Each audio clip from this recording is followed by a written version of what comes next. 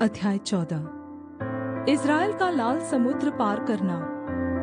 यहोवा ने मूसा से कहा, इस्राएलियों को आज्ञा दे कि वे लौटकर मिग्दोल और समुद्र के बीच पीह हीरोत के सम्मुख बाल सपोन के सामने अपने डेरे खड़े करें। उसी के सामने समुद्र के तट पर डेरे खड़े करें। तब फिरौन इस्राएलियों के विषय में सोचेगा, वे देश के उलझनों में फंसे हैं और जंगल में घिर गए हैं। तब मैं फिरौन के मन को कठोर कर दूंगा और वह उनका पीछा करेगा। तब फिरौन और उसकी सारी सेना के द्वारा मेरी महिमा होगी और मिस्री जान लेंगे कि मैं यहोवा हूँ। और उन्होंने वैसा ही किया। जब मिस्र के राजा को यह समाचार मिला कि वे लोग भाग गए, तब फिरौन और उसके कर्मचारियों का मन उनके विरुद्ध पलट गया और वे कहने लगे, हमने यह क्या किया कि इस्राएलियों को अपनी सेवकाई से छुटकारा देकर जाने दिया। तब उसने अपना रथ तैयार करवाया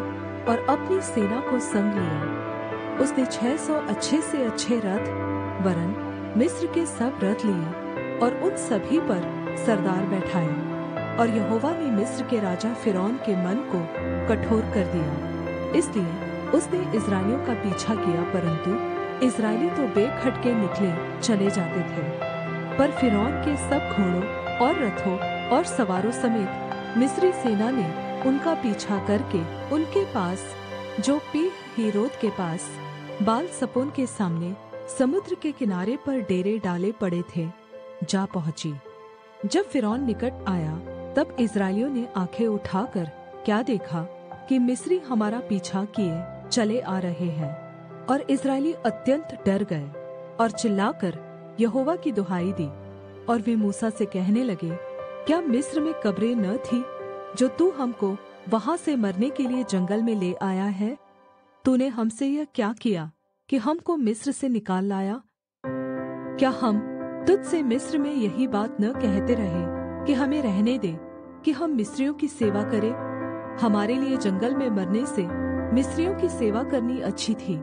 मूसा ने लोगों से कहा, डरो मत, खड़े खड़े वह उद्धार का काम देखो जो यहोवा आज तुम्हारे लिए करेगा, क्योंकि जिन मिस्रियों को तुम आज देखते हो उनको फिर कभी न देखोगे। यहोवा आप ही तुम्हारे लिए लड़ेगा, इसलिए तुम चुपचाप रहो। तब यहोवा ने मूसा से कहा, तू क्यों मेरी दुहाई दे रहा है? इस्राएलियों को आज्ञा दे कि यहाँ से कूच करें, और तू अपनी लाठी उठाकर अपना हाथ समुद्र के ऊपर बढ़ा और वह 2 भाग हो जाएगा।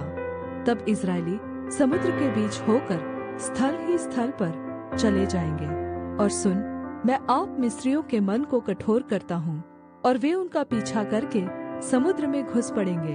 तब फिरौन और उसकी सेना और रथों और सवारों के द्वारा मेरी महिमा होगी। और जब फिरौन और उसके रथों और सवारों के द्वारा मेरी महिमा होगी, तब मिस्री जान लेंगे कि मैं यहोवा हूँ।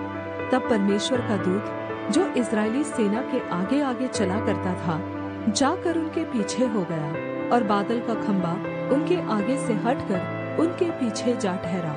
इस प्रकार वह मिस्रियों की सेना और इस्राएलियों की सेना के बीच में आ गया।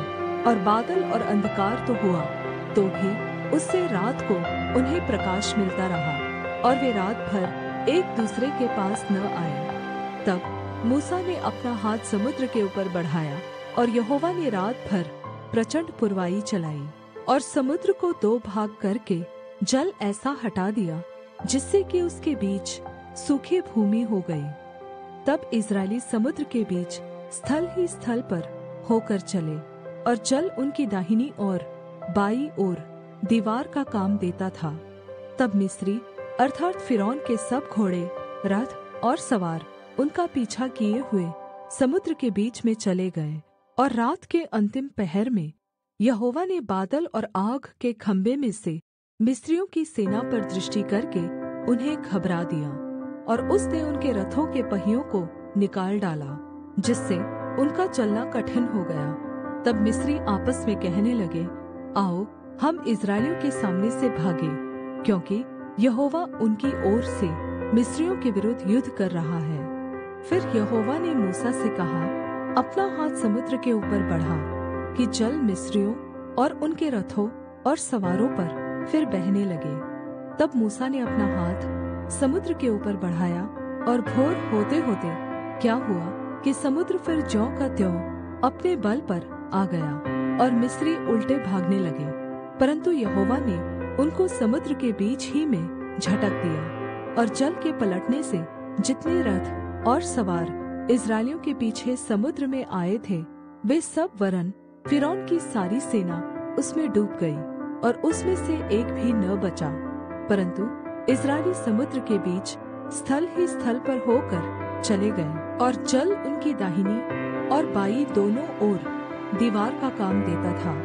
इस प्रकार यहोवा ने उस दिन इस्राएलियों को मिस्रियों के वश से इस प्रकार छुड़ाया, और इस्राएलियों ने मिस्रियों को समुद्र के तट पर मरे पड़े हुए देखा। और यहोवा ने मिस्रियों पर जो अपना पराक्रम दिखलाता था, उसको देखकर इस्राएलियों ने यहोवा का भय माना, और यहोवा की और उसके दास मूसा की भी प्रतीति की।